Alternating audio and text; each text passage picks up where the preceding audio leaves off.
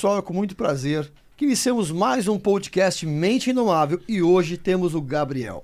O Gabriel, além de empreendedor, ele tem um podcast chamado Papo de Paz, que tive o prazer também de estar lá, e agora é a vez dele vir nos visitar. Especialista em finanças, entre outras especialidades, conhece muito aí sobre assuntos fundamentais para quem está empreendendo, empresário, ou você que de repente quer investir em algo e não sabe por onde começar, enfim.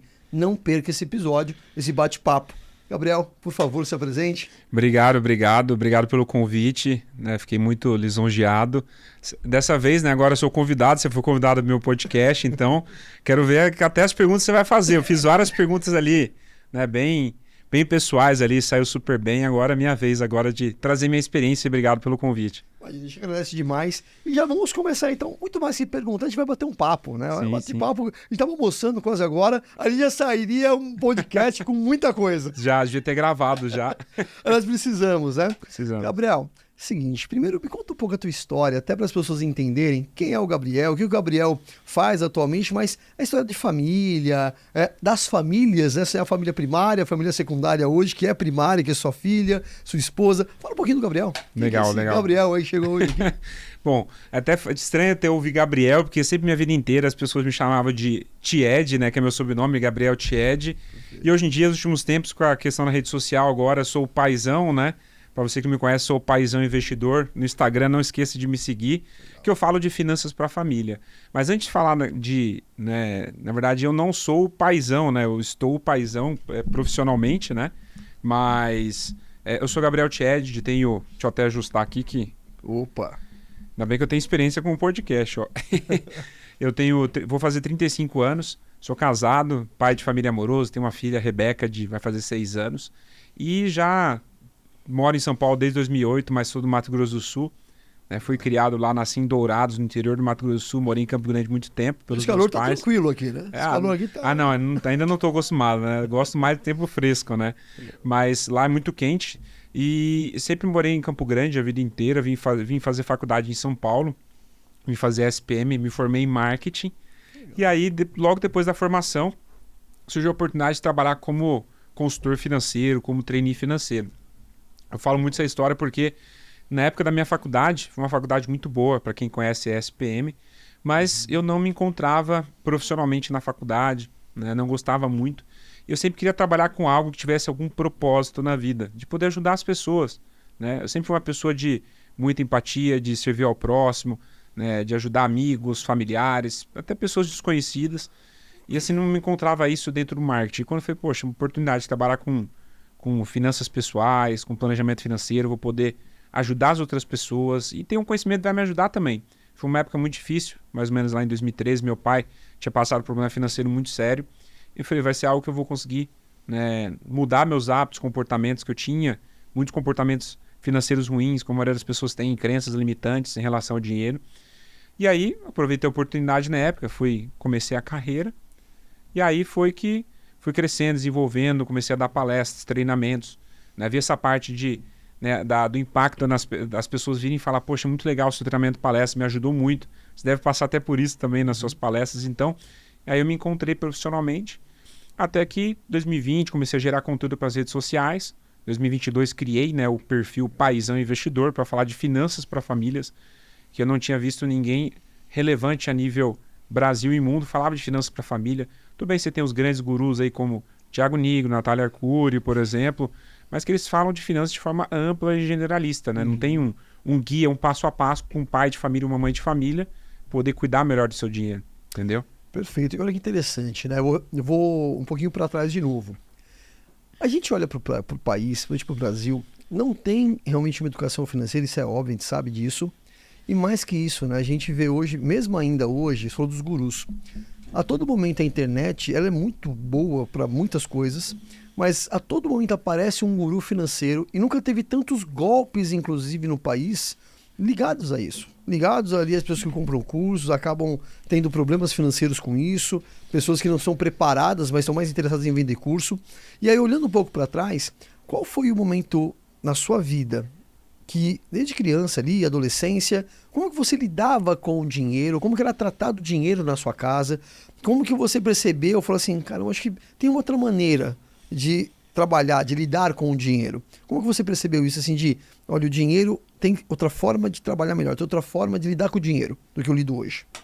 Olha, Você tinha essa percepção, assim, na sua casa? não, casa de ferreiro espeta de pau. Minha criação financeira foi algo que me atrapalhou muito até minha carreira como consultor financeiro. Porque não tive educação financeira em casa, né? Meus pais davam uma condição financeira muito boa. Então, assim, meu pai ele era funcionário público, dava uma boa qualidade de vida pra gente, morando no interior ainda, né? Campo Grande, você tem um custo de vida menor que São Paulo, então a gente tinha acesso a muita coisa. Então, assim, eu acabei não tendo a questão de dar o valor pro dinheiro. Então, tinha tudo que eu queria na hora que eu queria, entendeu? Minha mãe era uma pessoa muito autoritária, então, assim, ela assumia muito controle de fazer as coisas, então, deu muito tempo para poder me tornar uma pessoa independente. Uma coisa que fez me transformar foi quando eu fiz o intercâmbio para o Canadá, em 2010. Entendeu? Foi quando eu fiz com 21 anos ali, que aí começou a abrir minha mente e falar assim, nossa, eu tenho que, né, tomar conta de mim, eu tenho que cuidar do meu dinheiro, eu tenho que, né, aprender a evoluir. E aí eu demorei muito tempo, até alguns anos atrás, até a questão mesmo ajudando muitos clientes com a parte de finanças, controlar os gastos, eu percebia que muitas vezes passavam por alguns problemas que eu ensinava os clientes a fazerem algo totalmente diferente. Então, muitas vezes entrava muito dinheiro na minha vida e eu tomava algumas atitudes financeiras, né, não adequadas para aquele momento, desde compras e tudo mais. Eu percebia que aquilo que eu estava fazendo vinha da minha criação, principalmente da minha mãe. Até vou usar um parênteses, né? Até aprendizado recente, que eu tive até com a perda, né, da minha mãe. Minha mãe faleceu agora em julho de 2024, né? E aí quando eu fui para Campo Grande com meu irmão para poder arrumar as coisas dela, né, encaixotar as coisas dela, para até liberar a casa, porque meu pai, eles moravam numa casa muito grande, né? Então assim, vamos arrumar as coisas dela para tirar meu pai para um apartamento menor, para não ter esse custo. E minha mãe era compulsiva por compras. Na época da Shoptime lá, via televisão, a nova nem Air Fryer, a nova George Foreman grill. Não vou comprar um, vou comprar 3. Comprar um pra gente, um pro Lucas e pro Gabriel, que eles precisam. Comprar roupa, lençol. Então assim, pra você ter noção, a compulsividade, tinha mais caixas de panos, de roupa que ela vinha para São Paulo no braço, comprava, vou levar para Campo Grande para costureira fazer. E panos sem usar. Roupas com etiqueta ainda. Que nem eu falei do George Foreman, tinha uns 3 grills ainda fechados, nunca usados na vida. Nossa. Tipo, várias coisas, produtos caríssimos. Ou seja, ela passou durante a vida dela por questão de frustrações. Ela parou de trabalhar, meu pai acabou assumindo a questão das contas de casa. Então, assim, acabou... Quem tem a mente vazia, né, sem ocupar a cabeça, acaba compensando outras coisas. Ela acabava compensando as frustrações em compras. E meu pai não dava limite para ela. E aí o que aconteceu? Ela gastou muito dinheiro durante a vida dela. Eles não conseguiram construir um patrimônio ali que gerasse uma renda passiva. E aí, nos últimos anos de vida dela, meu pai passou por problemas financeiros, que eu te comentei. E ela não tinha dinheiro para poder pagar a hidro dela, para ela ir no salão de beleza. Ela não tinha dinheiro para poder muitas vezes vir para São Paulo visitar os filhos e netos. Por quê? Ela gastou todo esse dinheiro com aquelas felicidades momentâneas e em detrimento de felicidades duradouras. Então, trouxe um grande aprendizado para mim também. Muitas vezes, poxa, até eu, como um mero mortal, o paizão investidor, tenho vontade de comprar algumas coisas. Trocar o celular, comprar um tênis novo, um blazer novo. E aí comecei a perceber que, poxa, será que realmente faz sentido? Será que a gente não consegue ter uma vida um pouco mais minimalista? Nem falo simples, minimalista. Porque eu vejo ela foi embora passando necessidade e tudo que ela comprou ali que trouxe uma felicidade para ela, no fim, hoje está gerando um estorvo para os filhos. Olha que interessante, né? Você falou de família, e se me permite também, eu olho às vezes para minha própria família e eu vejo isso em várias situações, vários casos. Pessoas que lá atrás eu via meu pai construindo a casa com as próprias mãos muitas vezes, trabalhava de dia, não tinha uma situação espetacular, mas tinha uma situação ok. Então ele trabalhava de manhã, chegava à tarde, aí o dinheiro que ele ganhava era para construir a nossa casa na época, eu ajudava, minha mãe ajudava, até fazer massa inclusive, para subir aquela casa, e eu via pessoas da minha família na época que tinham uma situação muito melhor que a nossa, gastando dinheiro com 2, 3, 4, 5 pares de tênis, comprando coisas às vezes de caixa, estragando em casa. E alguns falou de coisas momentâneas. E eu percebo que, mesmo nos dias de hoje, as pessoas, principalmente com a história da sustentação, que tudo eu tenho que me comparar, de me equiparar, eu percebo que ainda tem muitas e muitas pessoas que parece que a questão da mentalidade, uma necessidade de mostrar que eu tenho sucesso, de mostrar que eu tenho dinheiro, de mostrar que eu estou bem. Só que a vida da rede social é outra coisa. Antigamente você mostrava para os vizinhos, né? Você mostrava só para o vizinho. Hoje você mostra para um monte de gente. Olhando hoje, eu vou passando um pouquinho mais para frente. Falou que eu voltou do Canadá, sua visão mudou, começou a trabalhar com essa parte mais financeira. Como que você enxerga hoje a sociedade, a relação da sociedade com o dinheiro? A minha visão está muito tá correta e as pessoas ainda estão um pouco perdidas nessa questão, ou você acha que isso vem melhorando? Como que você enxerga a sociedade hoje brasileira em relação ao dinheiro, a lidar com o dinheiro? Muito boa a sua dúvida. O que acontece? Isso é algo que vem muito da questão da mentalidade, né? Algo intrínseco no ser humano. Isso que eu vou falar, você sabe muito melhor do que eu pela sua experiência, né, como mentor, como palestrante, como empresário, também a experiência de vida, que nós, seres humanos, a gente acaba tendo muitos hábitos em relação à tribo que a gente está inserida. Então, assim, a gente quer fazer parte, a gente acaba criando os mesmos hábitos de onde a gente está inserido. Então, assim, hoje a gente vive uma sociedade mais consumista do que antigamente, e a gente tem muito mais acesso ao consumismo do que antigamente, por conta do celular, internet. E hoje em dia, até com as questões de técnicas de PNL, persuasão, é muito mais fácil você conseguir fazer a pessoa gastar dinheiro que muitas vezes ela não tem. Depois eu até falo da questão, nem falo de compras, que é um problema, eu falo da questão dos vícios com apostas e cassinos, essas coisas que eu vou entrar no outro detalhe. Mas assim, as pessoas acabam fazendo pela questão da tribo que está inserida. Então, se eu moro hoje, se eu tenho amigos meus que eles têm hábito de consumir celular novo, carro financiado, apartamento financiado, se eles compram, fazem viagens caras, não guardam dinheiro, se não tem o hábito de investir, de empreender, eu vou acabar seguindo o mesmo caminho. A gente sempre ouve aquela questão, diga com quem andas, direis quem és, né?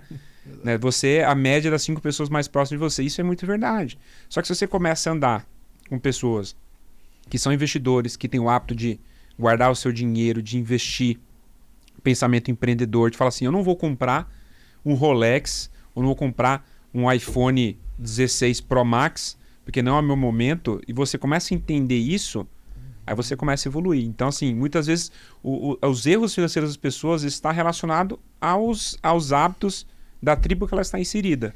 E isso tem a ver também, muito legal que você comentou, das tribos e da mentalidade nesse sentido. Porque isso está conectado também, a pessoa tem entendimento, clareza da fase de vida que ela está. Vou te dar um exemplo. Eu sou jovem. Então, o jovem não tem ali orientação em casa, nunca teve esse olhar. Então tá lá, galera, vamos gastar dinheiro, de repente consegue um bom emprego, mas está inserido num grupo que vamos gastar, vamos pra balada todo final de semana, e aí é o combo, é o não sei o quê, e aí chega na segunda-feira o cara gastou o salário quase. Então, será que as pessoas, falta clareza, que aquela fase de vida é uma fase, não é só de poupar, mas de investir em conhecimento, em pegar uma parte dessa grana, uma boa parte, começar a fazer um pé de meia, enfim. E aí tem a segunda fase, ok, casei e tal. Será que não é momento de mostrar nada pra ninguém? Eu tenho, na verdade, de viver a minha vida e ter ali a clareza da onde eu quero chegar no futuro. Então, as pessoas não têm clareza de fase de vida, a fase que está ligada àquele dinheiro que está ganhando e de futuro. Falta isso muito. O que falta para nós, seres humanos, é de ter assim, um direcionamento de quais são as fases da vida. A gente vive muito presente. Esse é o grande problema. Infelizmente, a gente não tem o manual, né, da vida adulta. Não existe esse manual da vida adulta. Porque o que acontece? A sociedade hoje a gente acaba indo pelo efeito manada. Que a gente tem que estudar numa boa escola, tirar boas notas, se formar na escola, fazer um cursinho, entrar numa boa faculdade, porque na faculdade você vai conseguir um bom trabalho, um bom estágio. Quando você se formar, você vai conseguir um bom trabalho, um bom salário. E aí o que acontece? Você começa a estar inserido ali nos hábitos. Agora eu posso me permitir a ter meus luxos, de ter um carro legal financiado. E aí você começa a ver as outras pessoas tomando as mesmas atitudes, aquilo se torna algo natural para você, como se fosse uma decisão natural. Aí começa a namorar, fica sério, você casa, que em casa quer o quê? Quer casa. E você fala, poxa, agora estou sério, preciso comprar um apartamento. E não faz um planejamento, vai lá, compra um apartamento numa planta, não tem o planejamento, acaba pagando muitos juros, paga INCC sobre o saldo devedor, acaba pagando muita coisa. Entra já no financiamento de 30 anos, já entra na vida adulta, familiar, já com uma dívida de longo prazo. Aí vem filhos, aquele apartamento fica pequeno, vai para o maior. Então, assim, infelizmente as pessoas elas acabam indo pelo efeito manada do que os outros estão fazendo. A gente não tem um manual ideal para a gente poder prosperar. Até uma das ideias que eu tenho de ter meu próprio livro, né, e eu quero lançar isso no ano que vem, que é um manual para o pai de família se tornar próspero. Que é um passo a passo do que ele precisa percorrer para ele conseguir trazer mais segurança financeira, organizar a vida financeira dele, ele enxergar quais são as etapas que ele vai cumprir, como que ele vai traçar os objetivos de curto, médio e longo prazo, quanto ele precisa guardar para isso, onde que ele precisa guardar. Porque assim, infelizmente as pessoas, a gente toma decisões ali de compras, impulsividade, porque a gente não tem visão de onde a gente quer chegar. Eu sempre falo para as pessoas, e muitas pessoas falam, eu quero enriquecer, eu quero prosperar, eu quero ficar rico. Mas o que é riqueza para você? Cada pessoa tem um nível de entendimento do que é riqueza. Até eu falo assim, poxa, eu nem falo de quero me tornar rico, eu quero ter uma liberdade financeira, não que eu preciso mais trabalhar, mas que eu não dependa mais do dinheiro para poder pagar minhas contas, que não dependa mais do meu trabalho, né? Que ele venha através de rendas passivas. Então eu sempre falo para as pessoas que, até para quem está ouvindo, você precisa encontrar qual que é o seu número mágico de enriquecimento. Você sabe qual que é o seu número mágico? Opa, já passei dele. Já passou dele. Mas assim, quem está assistindo, às vezes não sabe qual que é o número mágico. O que é o número mágico? Por exemplo, vou te dar um exemplo. Hoje eu preciso de uma renda passiva para conseguir ter uma boa qualidade de vida de pelo menos R$20 mil por mês. Para isso, quanto que eu preciso ter de patrimônio para que gere essa renda passiva através de investimentos imóveis? Então eu preciso pelo menos de R$3 milhões de patrimônio. Então agora que eu sei que esse é o meu número mágico, esse é meu target, esse é meu alvo, quanto que eu preciso guardar por mês na minha situação atual para eu chegar nesse objetivo? Então se eu guardar em torno de 5 a 6 mil reais por mês, eu chego nesse objetivo em 15 anos. Putz, é muito dinheiro para eu guardar por mês. Então se eu guardar 1.000, 2.000, eu vou chegar em 20, 25, 30 anos. Então eu sei essa jornada. Então assim, o meu foco não é diminuir o meu padrão de vida. Ter uma boa qualidade, ter uma vida minimalista, ter uma boa qualidade de vida para minha filha, para minha esposa, mas focando no quê? As energias em aumentar minha receita, o quanto eu ganho por mês, para conseguir acelerar esse processo de quanto eu vou guardar todos os meses para chegar mais rápido no meu número mágico. Olha que interessante você está dizendo. Eu vou pegar 3 pontos que você falou até agora, que eu enxergo que tem muito a ver com isso e as pessoas não entendem. Você falou dos grupos e tudo mais. Então, primeira coisa é entender a referência. Então, é olhar quem são as referências que eu preciso buscar. Porque tudo é modelo. E talvez as referências que os grupos que estão hoje não vão dar para ele aquele caminho que ele precisa traçar, para trilhar. Um livro é uma referência, às vezes um consultor, um mentor. Além da referência, é entender que o que você tem hoje de custo de vida, será que eu preciso? Às vezes precisa fazer essa pergunta, será que eu preciso? É necessário realmente ter isso agora? E ou a impulsividade, ou a necessidade de mostrar algo, ou enfim, ou para a família, ou seja, o motivo, as pessoas não se fazem essa pergunta. Elas não se fazem essa pergunta de será que é preciso? E além disso, tem um terceiro, que eu acho que esse é fundamental, que você entender que tem um momento que talvez não é poupar, mas é investir no seu conhecimento. Então, por exemplo, você fez uma conta de 15 anos. Vê se faz sentido isso olhando para a questão financeira. Eu tenho um X. Talvez eu não consiga poupar, talvez 3 mil, 4 mil, mas se eu pegar esses 2 mil, talvez eu poupar, tenho 4 que sobram, mas eu pegar 2 mil e investir no meu conhecimento e outros ambientes, em mentorias ou enfim, eu vou aumentar o meu valor, aumentar esse valor agregado e aquele valor que eu ganhava 10 ou 5, eu dobro, porque eu aumento o meu valor. Então tem a ver isso também, as pessoas entenderem assim, às vezes não é só poupar ou só, eu tenho que pegar uma parte disso e me desenvolver. Porque isso eu vou aumentar e talvez eu vou diminuir esse tempo. Tem a ver com isso? Tem a ver na teoria, mas na prática não funciona. Não. Por quê? A pessoa não adianta ela querer, ela falar, eu preciso me capacitar, estudar, fazer uma pós, construir uma mentoria para evoluir. E outra coisa é no fundo do coração dela ela querer. Porque a quantidade de pessoas que vem no meu Instagram que fala, poxa, Gabriel, paizão, eu estou passando problemas financeiros, ou eu não consigo guardar dinheiro, eu ganho bem, não consigo poupar, eu tenho bastante dinheiro guardado, mas quero evoluir. Eu falo, beleza, esse é o programa que eu tenho para poder te ajudar, vou te dar o conhecimento para você evoluir. E a pessoa não toma atitude e paga pelo conhecimento. Por quê? Ela sabe da importância, mas no fundo ela não está preparada para poder adquirir aquele conhecimento. Então não adianta nada você falar, poxa, eu preciso fazer uma pós-graduação para me capacitar. para evoluir, para ganhar mais, se a pessoa vai fazer a pós e não vai colocar em prática aquele conhecimento que ela colocou e não internamente ter vontade de mudar. Legal, mas isso, você não concorda que pode ser grupos diferentes? Eu não posso colocar todo mundo no mesmo balaio?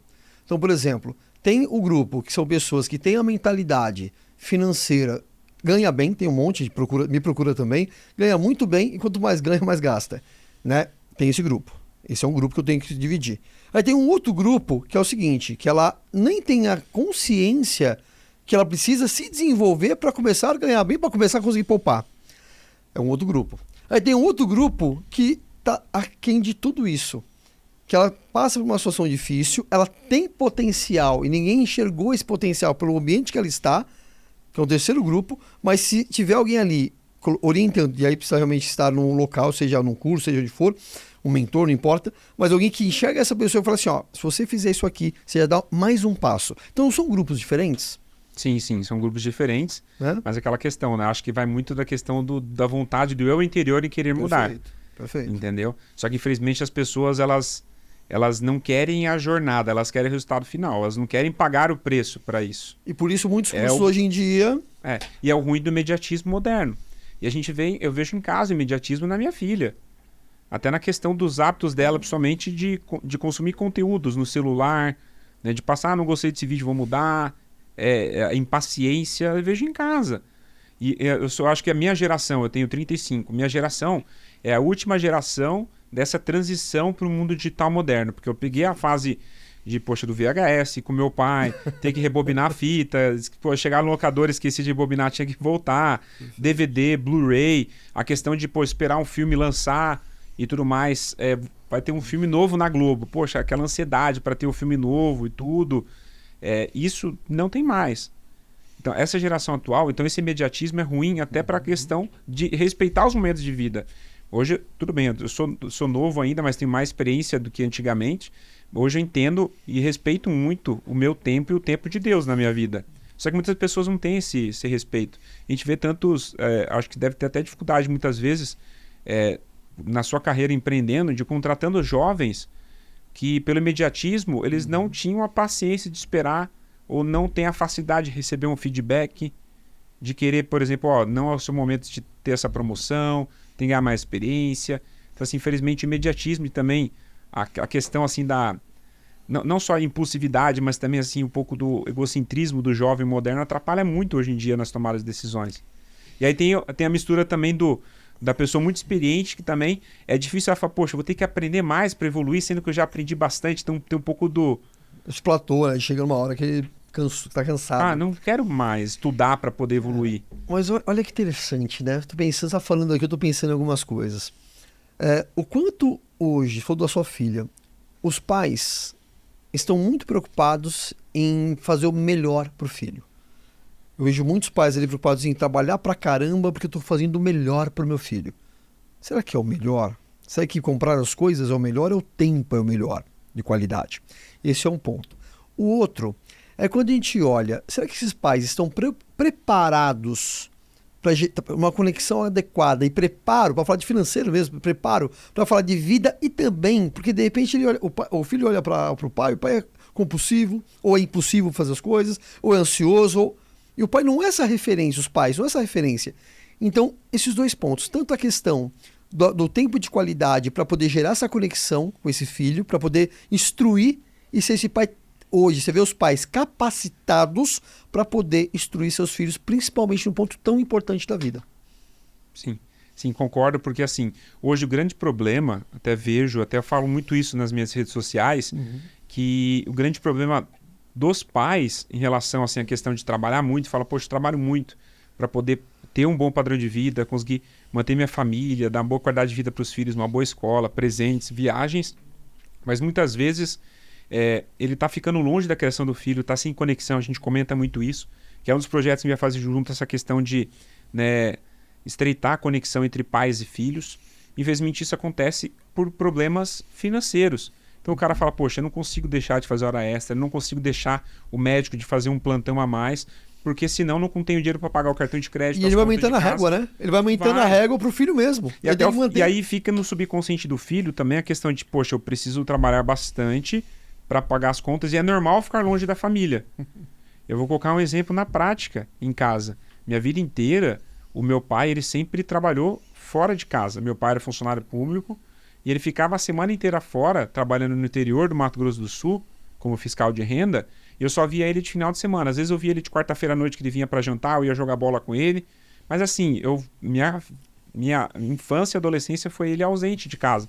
Mas quando ele estava de final de semana, ele era um pai super presente. Mas aí como que a gente implica isso? Quando a minha filha Rebeca nasceu, eu tive boas oportunidades profissionais para trabalhar, né, com bom salário, mas eu tinha que ficar muito tempo longe dela. Eu moro na Zona Norte de São Paulo, eu tinha que trabalhar na Berrini ou na Faria Lima, que era 1h30, 2 horas de trânsito para ir, 1h30, 2 horas para voltar. E eu falei assim para minha esposa, falou, vai, é uma boa oportunidade. Falei, olha, eu não vou participar da criação dela, eu não vou ver ela andando, eu não vou ver ela desmamando, desfraldando. Assim, então assim, eu vi a criação do meu pai e falei, não quero ser a mesma coisa que meu pai foi. Então eu prefiro ter um ganho financeiro menor, ser autônomo, ter as partes negativas do autônomo de não ter a estabilidade financeira, mas estar presente na minha filha. Então hoje eu consigo levar ela para a escola, buscar lá na escola, daqui a pouco eu vou buscar ela, almoço com ela, tomo um café da manhã, faço minhas reuniões, entendeu? Só que muitos pais, eles acabam compensando essa desorganização financeira com a questão de presentes caros, com dinheiro. Isso é um grande problema. E olha, outro ponto legal, o senhor levantou.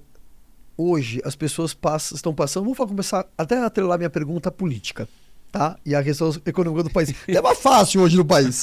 Tema que separa famílias, tema que afeta o Natal, mas assim, quando você pega e olha esses pais, será que quando eles olham para o país que a gente está vivendo hoje, essa instabilidade política, socioeconômica e tantas outras coisas, não gera um medo enorme de ele arriscar? Não é o meu caso nem o seu, que a gente vive isso, né? Mas assim, de falar, caramba, como que eu vou largar meu emprego? Como que eu vou sair dessa situação hoje que me paga as minhas contas, ou que me dá uma vida mais confortável? Porque não é só o salário, é o plano de saúde. Aí ele olha para a esposa tem os filhos. Fala, caramba, amanhã se precisar, tem um plano de saúde aqui que vai me ajudar. Então, tudo isso que envolve, esse invólucro que ele entra, será que isso não faz com que o medo seja maior? Brincando, fazer uma analogia, eu adoro andar de moto. Faz 15, 20 anos que eu não compro uma moto. Por quê? Porque de medo. Medo sim. Não de andar de moto. De pegar uma moto, sair por aí, um cara me dá um tiro, e eu por causa de uma moto, por causa de algo material. Ou de repente se transa um maluco, eu derrubar e tô com meu filho ou com minha esposa. Então eu não compro, eu me escolho. Não. Será que isso tem a ver também? Sim, esse medo das pessoas olharem o cenário político e já estão atrelando essa questão política e econômica do país? Tem a ver que também que começa, não, eu vou, mas não vou. Vou pegar essa parte política e misturar um pouquinho o que aconteceu recentemente, né? Então assim, eu acho que a questão do que você comentou, eu acho que todo mundo tem que empreender na vida para poder evoluir. Eu empreendi muito, evoluí bastante com isso, de querer ter que correr atrás. Nunca tive, para não falar que nunca tive salário fixo, eu tive por 3 meses quando eu trabalhei no Itaú. Eu trabalhei 3 meses, recebi uma proposta para ganhar o dobro, sair, entendeu? Para voltar a CPJ. Então assim, quando você tem que correr atrás, você evolui. E um momento que foi o grande marco ali que eu falo para o brasileiro, de questão de se tornar empreendedor, né, na força, foi com a pandemia. Muitas pessoas que tiveram que empreender por necessidade, porque perderam os empregos, não tinha salário mais. Não tinha escolha. Não tinha escolha, tiveram que empreender. E viram que muitas vezes podia ser um caminho, né, de uma liberdade, de uma questão ali de conseguir ganhar mais dinheiro. O hobby virou oficial. Sim. Então, assim, muitas vezes na nossa vida são os momentos ali de dificuldade, os desafios nos fazem a gente evoluir. E até trago para o lado econômico, financeiro. Hoje a gente vive uma crise financeira no país, com as decisões do governo. A gente tivemos também problemas com o governo antigo, tivemos no governos anteriores, então a gente mora no país que a gente vive constantemente e mesmo assim você está evoluindo, eu estou evoluindo, as pessoas estamos evoluindo. Poderíamos evoluir mais? Poderíamos, se tivéssemos um ambiente favorável, menos burocrático, com menos impostos, mas eu falo que hoje o empreendedor brasileiro, empresário brasileiro, ele é muito mais preparado e evoluído que em muitos países do mundo, do primeiro mundo. Cara, só de pegar um empresário, o conhecimento que ele tem na parte contábil, né, da complexidade que tem... Contábil, jurídica, meu, trabalhista. A gente tem que evoluir, tem que pensar. Entendeu? Então, assim, eu falo que, mesmo com os desafios, tudo, eu acredito que isso faz parte da nossa evolução. A gente está aqui, nesse momento, né? Algo também espiritual que a gente vem falando bastante. Então, assim, eu acho que, lógico, a gente tem que entender também e buscar soluções, porque, assim, o que a gente está passando hoje, a tendência é só piorar o cenário político brasileiro. A gente não pode depender disso, então. Não pode. Esse é o ponto. E que a gente tem que perceber, poxa, que caminhos que eu posso seguir para não falar depois, eu não preparei. Quantas pessoas se prepararam para a pandemia? Nenhuma. Aconteceu, foi obrigado. Só que se grande parte das pessoas tivesse uma boa reserva de emergência, tivesse um bom seguro de vida, um bom plano de saúde, provavelmente elas estariam mais preparadas, não teriam tanto baque financeiro, emocional e familiar. Então isso tem a ver também, pegando um ponto agora, que é o planejamento. As pessoas não são planejadas, né? Elas não fazem uma visão de futuro. Deixa eu sentar, às vezes, meia hora com a minha família. Não é sentar sozinho. Às vezes o pai ou a mãe acha que não pode envolver o filho. Sim. Não, chama a família, senta e fala assim, ô meu filho, a gente está pensando em fazer isso. O que você pensa sobre isso? E fazer um planejamento que todos estejam cientes e o impacto vai ser muito menor. Sim. E olhando para o futuro. Até porque tem um ponto que eu ouvi uma vez, assim, se eu fosse um investidor, eu quisesse fazer algo ligado aos meus pais, que têm 70 anos, meu pai já falecido, mas 70 anos, eu pego e falo assim, pai, o que você quer no celular? Ele falou, eu quero um botão que faça tudo. Ele não quer mexer num monte de botão. Se eu perguntar pro meu filho, 17 anos, ele vai criar 200 botões, é onde alguma coisa ligar. Então, é para ele que eu tenho que olhar para o futuro. Então, os pais não envolvem esse planejamento estratégico da família e da vida, os filhos. Isso é fato. Com certeza. É muita questão cultural brasileira também. Se a gente compara, por exemplo, com o americano a característica dele é envolver a família no planejamento. Tanto que nos Estados Unidos, isso vem já enraizado, até o próprio governo americano, né, ele incentivou isso desde a década de 70, da importância do planejamento financeiro familiar. Por quê? Lá nos Estados Unidos, hoje em dia, é muito diferente com a questão do endividamento, as pessoas estão mais endividadas, mas antigamente é algo muito raro, o governo evitava endividamento da população para que a população conseguisse enriquecer, aumentar o consumo, tanto que os Estados Unidos cresceu muito desde os anos 50 até os anos 2010 ali. Mas, voltando, é algo comum o americano ter um planejador financeiro familiar, de sentar com o filho ali com 10, 12 anos e falar, olha, vamos fazer as contas de casa, o planejamento. Tanto que é algo natural para o americano guardar dinheiro para a faculdade do filho. Isso é algo que a gente vê nos filmes. Sim. Só quantos brasileiros fazem isso? Não fazem, porque não é algo cultural, não foi algo ensinado. E o americano, a característica também é a diferença. Hoje, 70% da população brasileira população americana tem seguro de vida. O próprio governo americano incentiva, porque sabe que ele não tem capacidade para poder suprir a parte financeira de uma família com a ausência do patriarca ou da matriarca. E no Brasil, só 7% dos brasileiros têm. Entendeu? Sendo que é uma ferramenta barata que consegue trazer uma segurança financeira muito grande. O governo ele incentiva porque ele terceiriza essa responsabilidade que ele teria com as seguradoras. Entendeu? Então, assim, eu acho que é muito importante essa questão. Então, se você não teve, só que assim também a gente não pode colocar a culpa só, a culpa é do Brasil, falta de educação financeira. Não. Todo mundo aqui que está assistindo é adulto, tem a responsabilidade, tipo, você está passando uma necessidade, se você está sem dinheiro, mesmo se você ganhar bem, tem o dinheiro parado e quer melhorar, você tem que buscar o conhecimento para poder sair dessa zona, corrigir os seus erros, comportamentos, crenças, mudar a sua mentalidade e evitar que seus filhos cometam o mesmo erro. Se você não teve esse ensinamento dos seus pais, você não pode replicar esse mesmo erro com seus filhos. Infelizmente, como eu disse, eu não tive educação financeira dos meus pais, eu não posso cometer esse erro com a minha filha. Eu vou estar sendo negligente com ela. Porque ela vai estar no mundo muito pior na época que ela tiver. Muito mais consumista, uma outra economia. Então, assim, eu preciso preparar ela mentalmente para ter uma outra visão de mundo que a gente sabe que é a nossa grande responsabilidade com nossos filhos. Ô Gabriel, mas olha outro ponto que eu estou percebendo aqui. Você falou sobre essa questão do governo. Não sei se deve ter citado o governo dos Estados Unidos umas 10 vezes na sua fala. O governo lá. Claro que a gente pode responsabilizar o governo, como você disse tão bem, a gente tem que ter autonomia. Mas é muito difícil a gente falar isso quando, que nem você veio de uma família melhor. Por mais que fosse consumista e tudo mais, você teve a oportunidade de ir para o Canadá, você teve a oportunidade de... Você falou, quando eu fui para o Canadá, eu abri minha mente. Não é a realidade da maioria da população. Sim. E aí o governo sim deveria ter, ou tem, na verdade, deveria fazer, e ter uma responsabilidade de favorecer, como outros países do primeiro mundo já fazem. E a gente percebe que o nosso governo não está interessado nisso. Não existe um interesse nisso e a gente sabe muitos motivos. Então, como fazer para atingir essa maioria da população que nem tem uma situação tão mais atrativa como você tinha, uma situação um pouco melhor e teve oportunidades diferentes, e um governo que não está muito preocupado com isso agora. Como fazer chegar na maioria da população para mudar essa mentalidade? Eu acho que é um desafio imenso isso. Com certeza, mas é propagar o conhecimento. Eu faço parte dessa propagação, por isso eu criei o perfil Paizão Investidor, para poder levar a educação financeira para as pessoas, para as famílias brasileiras, levar o conhecimento que eu tive para ajudar outras famílias. Hoje eu tenho mais de 105 mil seguidores. Tudo bem que eu não consigo impactar todo mundo, mas todo dia que eu faço um stories, faço um vídeo, eu sei que o meu conhecimento vai agregar de alguma forma. Eu sempre recebo depoimento. Então, assim, quem tiver um conhecimento, é muito importante que as pessoas também propaguem conhecimento e ajudar as outras pessoas.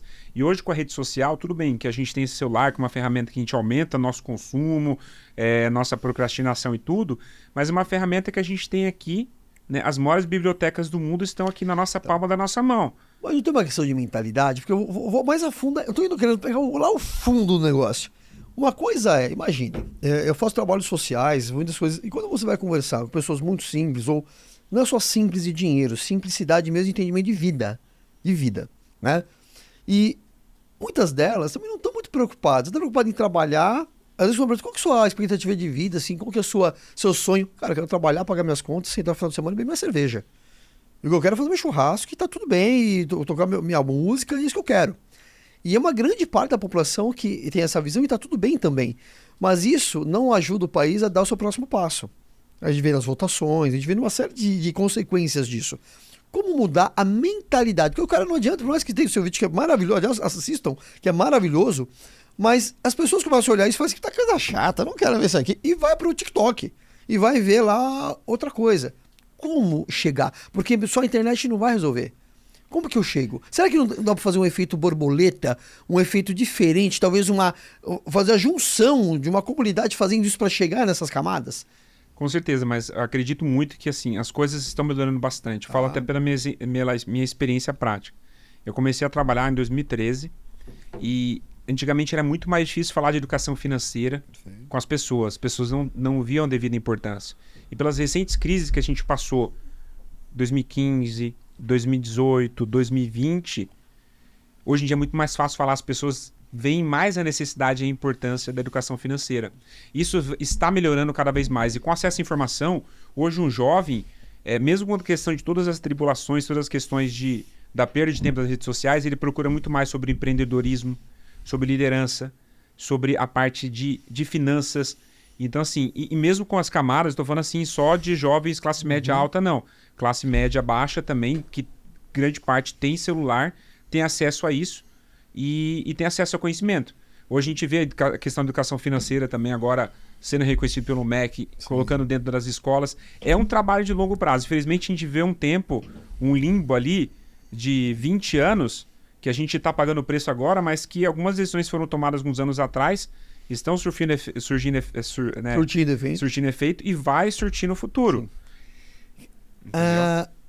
Gabriel, eu acredito, a gente estava conversando isso no almoço, que tem uma chave aí que pode ajudar muito. Sim. E essa chave é o empresariado.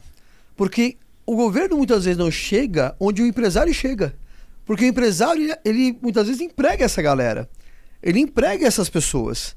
E sendo empresário, tendo acesso a essas pessoas, ele pode dar acesso à informação. Então você acredita que o nosso movimento, quando eu falo nosso, depois eu vou falar um pouquinho rapidamente do projeto, alguns projetos que nós temos em comum, né, juntos aí, mas você acredita que as empresas têm um papel fundamental para poder levar a informação e capacitar, desenvolver, porque tem influência em cima dessas pessoas, e levar essa capacidade de entendimento financeira, mentalidade, de futuro, e a gente pode usar como parceiro essas empresas para fazer isso? Sim, com certeza, porque assim, se a gente pega hoje, se a gente não tem apoio do governo, se as pessoas não têm educação, não têm instrução, é total interesse do empresário de levar esse conhecimento, de ensinar as pessoas a terem uma vida financeira melhor, a serem pessoas melhores, a trazer a parte de liderança, a trazer o conhecimento para os colaboradores. Porque com os colaboradores com esse conhecimento e mais preparados, com certeza a empresa cresce também. Sim. Só que você percebe que grande parte das empresas não pensa nisso. Infelizmente o empresário não tem essa maturidade de levar o conhecimento para evoluir o colaborador. Então, assim, quando o empresário entender que a principal riqueza dele são as pessoas que trabalham junto com ele, e que se ele capacitasse as pessoas para elas evoluírem como seres humanos, como famílias, trazer a questão do empreendedorismo para elas também, evolução de carreira, com certeza a empresa consegue evoluir. E isso é muito importante, a gente estava comentando no almoço, sobre a questão de a gente trazer os pilares também da questão da família, financeiro, profissional, produtividade para as empresas. Isso falta muito nas empresas. E assim, Gabriel, sabe o que é interessante? Assim, eu atuo muito dentro de grandes empresas, né? Atacadão, TPV, Eldorado, enfim, Merck, tem muitas grandes empresas que eu atuo. As grandes empresas têm outra estrutura. Então eles investem muito em treinamento. E também pega muitas dessas empresas da mesma base. Mas eu percebo que quem acessa bastante esse público também é o PME, a pequena e média empresa. Então, acredite que fazer um trabalho que você faz muito bem, que eu também tenho essa atuação, e fazer um trabalho com essas pequenas e médias empresas, são empresas familiares, empresas menores que estão nos bairros por aí, e levar essa informação, levar esse entendimento e mostrar um caminho para eles de como fazer, mostrar a questão de liderança, de mentalidade, de comportamento, produtividade e financeiro, talvez seja um canal aí fundamental que não está sendo bem explorado. Uma das únicas empresas que fazia é o Sebrae. Sim. Mas não faz dessa forma. É outra proposta. Não, é outra proposta, né? Você acha que isso é um caminho importante? Com certeza. Seria um caminho interessante? Com certeza. E assim, infelizmente, grande parte dos empresários de pequeno e médio porte, o empreendedor, ele não sabe que esse tipo de conhecimento, ele não é caro. Ele é super acessível, entendeu? É muito menos do que ele imagina, e que aquele investimento que ele faria pela educação, pela transformação do colaborador, vai aumentar o faturamento dele, vai reduzir turnover, vai reduzir vários problemas constantes que ele está tendo com os colaboradores e com a empresa. Sim. E assim, o investimento super acessível. Ele não precisa ter um treinamento, palestra física. Ele pode fazer tudo online, com a internet, com a mesma qualidade, com a mesma transformação. E não é só o grande empresário. E muitos desses pequenos empreendedores, eles admiram os grandes empresários. Eles querem se tornar grandes empresários. E eles podem começar fazendo isso através do investimento em conhecimento dos colaboradores. Hoje, se você fosse colocar uma solução, vou levantar uma bola aqui, o pessoal, uma audiência, hein? A bola tá aí. Se você fosse criar uma solução para a grande empresa, é uma solução diferente da pequena e da média, né? Qual seria, na sua visão, uma solução cabível para a gente começar a fomentar isso nas grandes empresas? Porque mesmo a grande empresa talvez ainda não está tão forte nesse assunto familiar, produtividade, olhar financeiro. E qual seria a solução para a PME? São duas soluções diferentes. O que você enxerga de soluções interessantes para ambas? Eu acho que assim, algo que já consegue trazer uma boa transformação seria, por exemplo, alguma palestra, algum evento ali, algum treinamento, né, de 1 hora, 2 horas ali, que trabalha os principais focos, que são os principais gargalos hoje, não só na vida do colaborador, da vida das pessoas, que é a questão da visão, do olhar financeiro, o olhar da família e o olhar da produtividade. Então, se você explorar esses 3 olhares e trazer especialistas que têm experiência de vida e profissional, que conseguem agregar valor e impactar de alguma forma assim, a mente do colaborador que está assistindo aquele treinamento, com certeza aquilo já é uma grande porta de entrada até para a empresa conseguir evoluir em outras etapas. Então, acho que assim, se a empresa, que seja grande porte ou pequeno porte, às vezes trazer uma boa palestra, né, alguma oportunidade, algum especialista com experiência nessas áreas, com certeza já é um grande caminho. Porque eu falo até como especialista em palestras e tudo mais de 30 anos, o grande ponto é a sensibilização. Você precisa sensibilizar primeiro, porque como que eu vou falar, já entrar, tem que fazer esse projeto, tem que fazer... Se eu nem abrir a consciência, eu nem abrir a mentalidade para a pessoa parar para pensar a respeito. Porque como que eu vejo que as pessoas pensam quando percebem o impacto? Você não fazer isso hoje, o impacto amanhã para você vai ser esse. Você não pensar nisso hoje, a consequência para a tua família é essa. E aí você fica acorrentado numa corrente geracional ou de escassez, ou até de pobreza, e pobreza mental, não só a financeira. Que você falou muito bem, riqueza é prosperidade. Prosperidade tem a ver só com dinheiro. Então, ser próspero são vários ambientes, vários pontos da vida, né? Então, trabalhar essa mentalidade através, você falou, família. A parte de produtividade. Produtividade. Que tem a ver? Fala um pouco de produtividade. O que seria a produtividade? A produtividade teria a parte profissional, carreira, a parte de visão, de resultados, né, de liderança, de analisar, não só produtividade também profissional, mas produtividade de vida. Né? Por exemplo, às vezes A parte prática, vamos dizer assim, a parte prática disso tudo? Sim, sim, a parte prática é de vida. Às vezes ele tá, né? Às vezes a procrastinação que ele tem na vida dele, ele acaba levando para o trabalho. Então, entender como ele pode se tornar uma pessoa mais produtiva, um ser humano melhor. E eu falo isso porque na nossa vida a gente tenta evoluir, a gente só olha a parte financeira. Mas é muito importante você evoluir a parte familiar, a sua conexão familiar. Porque muitos, assim, muitos colaboradores, grande parte dos problemas causados, né, a baixa produtividade é causada por problema financeiro ou problema familiar. Às vezes um estresse em casa, uma má relação com os filhos, com a esposa, porque ele está trabalhando muito, que está com problema financeiro, e aí acaba acarretando uma baixa produtividade dele.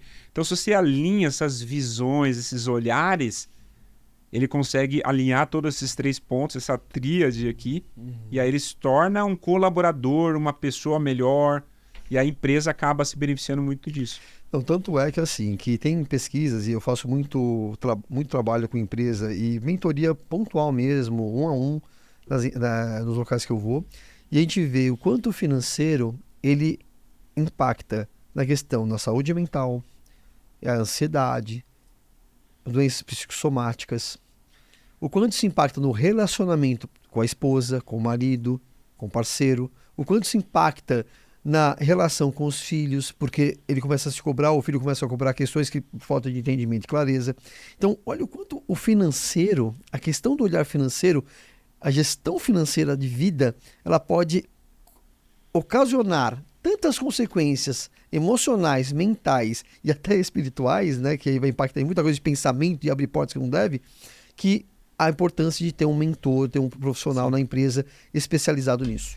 E assim, muitas vezes, como você disse, né? Às vezes uma palestra, algum evento desse é uma porta de entrada para poder elevar o nível de consciência do colaborador, que às vezes ele está passando por tantos problemas que muitas vezes não compartilha isso com os gestores ou na empresa, ele não consegue enxergar que às vezes a baixa produtividade dele, ou ele não está indo no máximo potencial dele, ele não percebe que isso está sendo acarretado por problemas internos, familiares e financeiros. Então, se a gente ajusta essa parte, né, de conhecimento financeiro, se ele tem noção de como que funciona a vida financeira dele, se ele lida melhor com o dinheiro dele, ele consegue ter uma relação melhor familiar, que hoje a grande causa de baixa produtividade dos colaboradores, a principal causa é causado por problema financeiro. Grande parte dos burnouts são causados por problema financeiro, da pessoa ter que trabalhar muito para poder pagar as contas, porque está desorganizado. Ou está ali refém do emprego até mesmo, porque assim, eu já trabalho muito, ganhando pouco, e aí fica com medo de largar fica uma frustração. Às vezes ele tem uma boa condição, um bom emprego, só que ele não valoriza aquilo porque ele acha que ele ganha mal, porque ele tem uma desorganização financeira. E grande parte dos divórcios do mundo são causados por problemas financeiros. Então você percebe que se ele alinha essa parte financeira do colaborador, ele vai melhorar a relação familiar do colaborador em casa e vai melhorar a relação com a empresa também, porque o colaborador vai parar de pedir 13º adiantado, vender férias, pegar empréstimos, reduzir o turnover também. Tem muito colaborador que troca de empresa por causa de R$500, R$1.000, às vezes por uma condição, uma empresa pior. E também isso vai aumentar a produtividade dele. Porque vai trabalhar muito mais tranquilo, está guardando dinheiro, acabou as brigas familiares. E ele tem uma visão também, fala, poxa, olha, eu ganho um bom salário pela posição que eu tô, eu posso evoluir para esse cargo aqui, isso vai me proporcionar que eu alcance esses objetivos. Então você percebe que alinhando essas 3 visões, familiar, produtividade e negócios, finanças ali, ele resolve bastante os problemas da empresa. Perfeito, a qualidade, né? Porque assim, não adianta você dar reconhecimento e não acompanhar o valor financeiro. O último ponto assim, que eu acho interessante, eu trabalho muito nas empresas, é o seguinte. É muito comum eu ver o profissional, ele cresce na empresa, então na empresa ele bate as metas, ele gera resultado, ele é o cara da empresa, né? Ela é a mulher lá da empresa, legal, reconhecido, bate palma. Porém, por não ter uma gestão adequada financeira de vida pessoal, ele não consegue que esse mesmo sucesso na empresa que ele está, a vida acompanhe. E aí gera uma frustração, uma lacuna tão grande na vida dele. Então, assim, ele ganha bem, ele tá legal, ele da empresa, mas ele não consegue traduzir isso, transformar isso em sucesso pessoal. Então ele começa a olhar e falar assim, pensamentos que eu já ouvi muito. Tá vendo? A empresa me explora. Nossa, a empresa, tá vendo? Eu dou de tudo e minha vida não anda. Ele começa a culpar a empresa e, na verdade, ele não consegue pegar aquilo que é tão bom na vida dele e transformar em coisas boas na vida pessoal. Sim. Isso acontece? É fato isso? Sim, com certeza. O grande problema é que as pessoas elas não têm um planejamento, elas não têm uma visão de curto, médio e longo prazo de onde que elas vão chegar na vida financeira pessoal delas e como que a carreira dela está alinhada para poder proporcionar que ela alcance os objetivos. E tem mais terceiro ponto, que é a falta de gratidão do ser humano moderno. Perfeito. A falta de gratidão, quando você não tem gratidão, você você abre portas negativas na sua vida, que traz frustração, traz energias negativas para o seu trabalho, família. Então, você se torna uma pessoa mais grata, entende, poxa, tudo bem que eu estou passando por esse momento, mas eu sou grato pela casa, pela comida que eu tenho. Os últimos tempos eu venho tornando uma pessoa cada vez mais grata, porque, tem tantos outros problemas muito piores na vida das outras pessoas. Então, assim, a gente tem que ser grato. E aí, se você tem um plano financeiro, se você tem um planejamento, sabe onde você quer chegar, olha a sua carreira, seja grato por aquilo, com certeza resolve muito dos problemas das pessoas. E aí eu acho que entra um ponto de que fala de muito de propósito, de causa, que é o seguinte, assim, eu vou comprar uma casa. Para que eu quero essa casa? Eu quero essa casa não por uma questão de ostentação. Eu quero uma casa mais confortável, que eu já enxergo lá na frente a minha família ali, sendo feliz, tendo ali uma segurança. Eu enxergo ali meus netos amanhã correndo no quintal. Então, quando se enxerga algo para se comprar, eu pelo menos vejo dessa forma, eu vejo algo o que isso vai proporcionar às pessoas que eu amo. O que isso vai proporcionar. Então, o valor financeiro, quando você enxerga que ele é um canalizador de algo que vai fazer bem às pessoas e a você nesse sentido, é muito mais fácil você atrair essa energia chamada dinheiro também. Né? Muda muito a visão. Se eu estou olhando dinheiro pelo dinheiro, parece que é muito mais difícil de ganhar. Essa energia parece que fica... Quanto mais eu corro, mais ele se afasta de mim. Quando você para de correr e entender que a gratidão que você falou, o quanto essa energia que você vai trazer, você está só redirecionando para algo bom ali na frente. E aí, falando um pouquinho de Deus, espiritualidade é isso, Deus sabe do nosso coração e sabe que isso vai ser para fazer algo bom realmente para você e para a sociedade, para as pessoas que convivem com você. Parece que as coisas fluem muito. Aliás, parece não, elas fluem muito mais fácil, porque isso vai acontecer, já está escrito. Com certeza, a questão, eu acredito muito na parte de energia, de vibração, né? O dinheiro ele é muito questão de vibração. Então, quando você está passando por problema financeiro e você só pensa naquilo, pensa no problema, na dívida, por exemplo, você só atrai cada vez mais problemas para sua vida e você não enxerga caminhos e soluções. Você tem que entender que muitas vezes você não é endividado, você está endividado, você é apenas uma fase. E que você pode passar aquilo porque você não era endividado antes.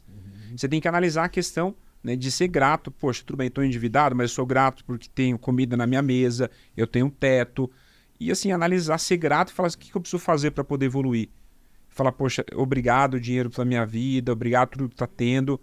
E pensar em quais são os caminhos. Muitas pessoas falam, poxa, estou com muitos problemas, mas não buscam caminhos, não buscam soluções, não querem sair da zona de conforto.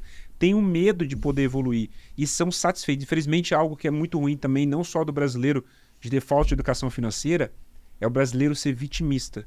Eu sou vítima da sociedade, minha condição financeira é ruim por causa do governo, por causa que o empresário não me paga bem, porque meu pai não me ensinou, porque eu ganho mal, porque a vida é injusta. É o vitimismo do brasileiro. Tanto que quem sempre foi colocado como vilão da sociedade? O empresário. É isso aí. A gente vê isso nas novelas, na televisão. É vendido isso, né? Porque, infelizmente, a gente vive numa sociedade onde quanto mais ignorante é a população, mais dinheiro o governo ganha com os impostos e mais os bancos ganham com juros. Porque eu manipulo muito mais fácil. Muito mais. A gente somos massa de manobra. Só que, infelizmente, quando você entender que você pode sair dessa massa de manobra e construir o futuro de sua família através do conhecimento, de evoluir, que a gente falou, a visão, família, espiritualidade, financeiro, profissional, produtividade, as portas vão se abrindo, se tornando cada vez mais uma pessoa grata, entendeu? Só que assim, e tentar fazer o próximo, eu vejo muito empresário que fala, poxa, minha empresa não está evoluindo, não está crescendo, eu não estou conseguindo ganhar dinheiro, mas você vê o empresário não ajudando o colaborador, não querendo que o colaborador evolua. Sim. É difícil. A gente está quase batendo já, né, o nosso horário. Eu vou fazer mais 2 perguntas para você. Né? E depois o nosso fechamento aí, o papo tá muito legal, mas a gente sabe aí também os compromissos, né? Primeira coisa em relação a investimentos. Falou de banco. Algumas pessoas ainda têm a visão que o banco é uma fonte, né, a poupança, né, e outras coisas, é uma fonte ainda para guardar dinheiro. Qual seria uma dica de ouro para as pessoas aí que estão te ouvindo, aqui no nosso podcast, que o melhor investimento, tudo é situacional em momento econômico, mas um bom investimento para você poder poupar, investir, colocar aquele dinheiro que vai render melhor? Qual seria uma dica interessante hoje? Legal, muito boa a sua pergunta. Eu vou um pouquinho, sou o anti-guru financeiro, você percebe grande parte dos gurus falando, não, você tem que se tornar, tem que aprender a investir em ações, fundos imobiliários, investir no exterior. Calma, você tem que respeitar os processos. Se você hoje não guarda dinheiro, não queira pular etapas. Faça o feijão com arroz funciona, mas não é o feijão com arroz da poupança, tá? Então eu sempre falo para as pessoas, vou dar pelo menos alguns passos interessantes até para você que está ouvindo. Siga esses 4 passos, você vai evoluir financeiramente, vai trazer mais segurança financeira. Primeiro passo, mudança de mentalidade. Você tem que começar a pensar, né, muito mais alinhado em relação ao dinheiro. E como você pode buscar isso? Através de conhecimento, livros, cursos, consultorias, mentorias, treinamentos. Segundo passo, que seria a parte de gestão financeira. Você tem que aprender a controlar a sua vida financeira, entender quanto que você ganha, quanto que você gasta, quais são os gargalos que tem dentro do seu planejamento que está te impedindo de você guardar dinheiro. Terceiro passo, que é um plano financeiro. O que você quer conquistar na sua vida? Quais são os objetivos de curto, médio e longo prazo? Responda 4 perguntas. O que eu quero conquistar? Quando que eu irei conquistar? Quanto que isso vai me custar? E quanto que eu preciso juntar para chegar nesse objetivo? Se você responder essas perguntas para qualquer objetivo, você vai ter muito mais clareza onde você vai chegar. E o quarto passo, e muito importante, é você saber quais são os caminhos e estratégias financeiras que vão acelerar esse processo de crescer seu patrimônio. Você vai ser através de imóveis, vai ser através de investimentos, você tem que buscar conhecimento. Eu posso falar para você aqui quais são os melhores investimentos, mas é a opinião do paizão. Você tem que buscar conhecimento porque você vai ver várias opiniões diversas. Quando você tem o conhecimento, você vai saber o que é certo e o que é errado. Mas eu falo, faça feijão com arroz. Primeiro, foque em construir sua reserva de emergência. Pelo menos 6 meses do seu custo de vida. Como que você calcula o seu custo de vida? Não é quanto você está gastando hoje. Pega na época da pandemia, quanto que era o seu custo de vida essencial para você ficar em casa. Aquilo é custo de vida. Sem lazer, sem restaurante, comida japonesa, né, que a gente foi. Quanto que é o seu custo de vida? 6 meses. Que seja no CDB do seu banco grande, que seja no Nubank, no C6 Bank, Sofisa Direto, Tesouro Selic. Faça o feijão com arroz. Depois, se acumular sua reserva de emergência, aí pensa, vou estudar sobre ações, fundos imobiliários, porque aí o conhecimento vai ser libertador, você vai ganhar um conhecimento para você multiplicar seu capital. Mas faça o feijão com arroz. Se você quiser, é só você acessar meu Instagram, que eu tenho um treinamento especial. Qual que é aí, pessoal? Dica de ouro. Só que essas dicas você já mudaria a sua vida. Mas lá, qual que é o... Resumindo os 4 passos. Primeiro, mudar a sua mentalidade. Segundo passo, gestão financeira ativa. Terceiro, planejamento financeiro inteligente. Quarto, a parte de você saber acelerar o seu patrimônio. Se quiser, dentro do meu Instagram tem um treinamento especial e gratuito. Vai aparecer aqui, ó, Paizão Investidor. @Paizão Investidor tem um treinamento especial que vai te explicar esse passo a passo na prática. Inclusive, você tem uma mentoria que a pessoa entra, tem uma mentoria que ela vai entender tudo isso de forma mais aprofundada, com passo a passo, Sim. com o seu acompanhamento, com o seu direcionamento, com planilhas ali que ela vai conseguir fazer isso, o que é fixo, o que é variável, o que é investimento, tem tudo isso lá. Sim, com certeza. Grande parte das pessoas, elas não têm clareza financeira, elas falam, poxa, eu não sei para onde vai meu dinheiro, eu não consigo guardar, e mesmo quando sobra eu não sei investir. Então, assim, o meu objetivo dentro da mentoria, do meu acompanhamento, é dar esse direcionamento. Dura quanto tempo sua mentoria? Hoje varia muito, mas de 3 a 6 meses, que é um momento ali de transformação para a pessoa passar essas fases, e o objetivo, depois desse período, ela tem muito mais segurança financeira, ela saber para onde está indo o dinheiro dela, ela está conseguindo construir a reserva de emergência, planejando uma boa aposentadoria, sabendo o conhecimento de como comprar a casa dela, comprar o carro, sabendo o essencial sobre o mercado financeiro, ou seja, ela tendo segurança de saber que o futuro financeiro dos filhos vai estar garantido. E sabe o que é legal que eu vejo na sua mentoria? Assim, que não importa o momento de vida, ela pode ser o pai que quer fazer só com a família, pode ser o empresário, pode ser o empreendedor, enfim, você tem vários nichos que você atende e tudo com método, tudo com direcionamento. Gente, 3 a 6 meses para mudar a tua vida inteira. E a vida da tua família, de novo, quebrar o ciclo geracional ou de escassez, ou de mentalidade, ou até de pobreza mesmo. Enfim, olha como isso pode mudar toda a tua história e das próximas gerações. E, detalhe, com garantia incondicional. Se não tiver transformação financeira no período, tem de volta seu dinheiro de volta. Porque não adianta. É isso mesmo. Não adianta não ter pessoas transformadas, não adianta nada. O meu propósito é mudar a vida. Se você não tiver a sua vida mudada... Quantas pessoas você já mentorou? Eu achei difícil fazer essa conta. 2.000 vidas mudadas. Sim. 2.000 pessoas que tem já mudado, ou seja, 2.000 pessoas vão impactar na família e as próximas gerações e vão replicar isso para a família dela. Cara, última pergunta minha, pelo menos. Gostaria de ficar aqui 10 horas falando com você. Isso é um assunto de necessidade pública. Vai ter que ter o episódio 2.0. Vamos, o episódio 2.0. Esse foi só uma introdução. Porque depois a gente vai mais a fundo agora, a parte depois técnica. Depois falar as coisas pessoais, do seu time de coração, outras coisas também. Né? Eu queria que você falasse 2 coisas para fechar pelo menos aqui, de fazer o agradecimento final, que estamos ali desenhando um projeto que tem a ver com isso. Queria que você falasse mais sobre esse projeto também, que a gente está pensando. Não, já estamos desenhando esse projeto. E qual seria a sua dica final, né, em relação a todo esse episódio que nós falamos aqui? Qual seria a sua dica final sobre isso, sobre esse assunto, sobre não só financeiro, sobre tudo, família, produtividade, filhos, uma dica final sobre isso e pensar aí nesse projeto, falar um pouquinho como que vai ser isso aí que a gente está pensando aí, que a gente está desenhando. Muito bom. Eu acredito que Deus une propósitos. Nós temos propósitos muito parecidos, do Vinícius também. Então, assim, quando Deus fez essa conexão de você ter ido no nosso podcast, de ter alinhado o propósito, se lembra muito bem da nossa conversa antes do podcast, você me conheceu, ficou muito mais seguro para ir, porque você entendeu do propósito que a gente tinha. E as conexões das conversas foram tendo, porque assim, a gente tem muito a vontade de ajudar as pessoas, principalmente as famílias. Hoje as famílias, elas infelizmente estão perdidas. Hoje a gente vive uma sociedade onde o mundo está corrompido e está contra a família. Então nosso papel é pegar o nosso conhecimento, que você tem a sua experiência, eu tenho a minha, do Vinícius, por exemplo. Que é o nosso parceiro, o Vinícius vai conhecer o podcast com ele. Sim, com certeza. E assim, trazer esse conhecimento, e a gente pensou, está desenvolvendo um projeto, como que a gente pode impactar não só a vida financeira do empresário, mas também a dos seus colaboradores. Na questão da visão de família, da questão de carreira, produtividade, financeiro, saúde. Porque a gente sabe que se a gente traz esse conhecimento, evolui essas pessoas, a gente está ajudando a sociedade como um todo. E a gente tem uma grande responsabilidade. Não adianta, o mal está na sociedade.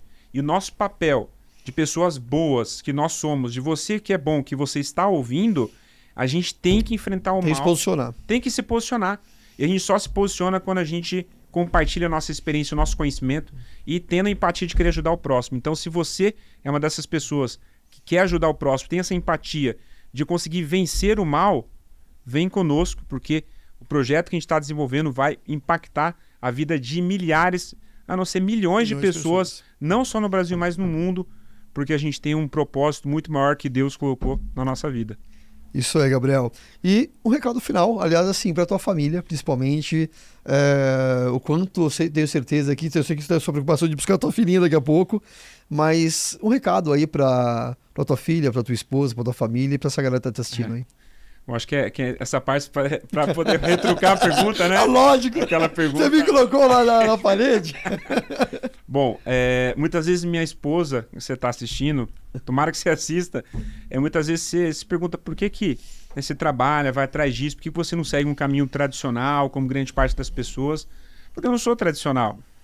Eu sou um ponto fora da curva e eu sempre tenho dentro de mim, sempre tive esse propósito de fazer algo diferente na minha vida. Muitas vezes algumas coisas não deram certo como a gente gostaria, mas a gente é grato pela vida que a gente tem. E assim, eu sei onde que eu quero chegar, o propósito que eu tenho muito maior. E quando eu chegar lá, a prosperidade vai ser consequência. Então assim, espero que você entenda todo esse tempo que a gente está passando, evoluindo. Minha filha acaba não entendendo muito porque ela é pequena, mas a gente tenta dar tudo de melhor para ela. Mas assim, Deus está abrindo as portas na vida. Essa é uma das portas que está se abrindo. Eu tenho certeza que a prosperidade já chegou, mas na nossa visão ainda ela vai chegar, que é a prosperidade financeira, né? Mas obrigado pela oportunidade, viu? Gostei bastante. Quero vir na versão 2.0 do podcast para a gente falar de uns assuntos mais leves também, né? Claro, então assim, muito obrigado, Gabriel. Gabriel Tiede, Papo de Paz, Paizão Investidor. Então tem muita coisa acontecendo ao mesmo tempo. E a gente é multifacetado. Olha, tem um livro, me deram de presente esses dias, um livro multifacetas ali, né? Empresário de multifacetas. E foi um prazer imenso estar aqui com você, além do nosso bate-papo que a gente tem todos os dias ali, falando de outras coisas, mas falar de um assunto tão relevante, tão importante, que eu tenho certeza que vai ajudar tantas pessoas. Muito obrigado muito sucesso na tua vida. Obrigado. E que a gente, tenho certeza, que teremos uma parceria, uma sociedade, uma fusão aí, na verdade, também com o Vinícius, de muito sucesso. E que vai ajudar muita gente. Foi um prazer imenso. Gratidão. Obrigado, viu, Richard? E para você, faça questão de seguir as redes sociais do Richard também, né? Por favor, fale o arroba aí. Opa, Richard Maciel Oficial, Mente Indomável. E também das empresas Sou Treinamento, acho que é muito importante, se você não segue, que você siga. Siga @Paizão Investidor nas redes sociais, YouTube, Instagram, TikTok. Não faço dancinha, eu falo de vídeos que vão te ajudar você a evoluir. Aquela que você tava na praia, você tirou? Tirei aquela dancinha. A sunga branca lá, você tirou? Não deu muito certo. E também o @Papo de Paz, o nosso podcast. Vai ter ainda um outro episódio que o Richard vai voltar também. Combinado? Isso aí. Deus abençoe a todos. Gratidão, até a próxima. Obrigado. Muito obrigado. Obrigado, equipe, a produção. Obrigado, equipe. Valeu. Tchau. Tchau, tchau.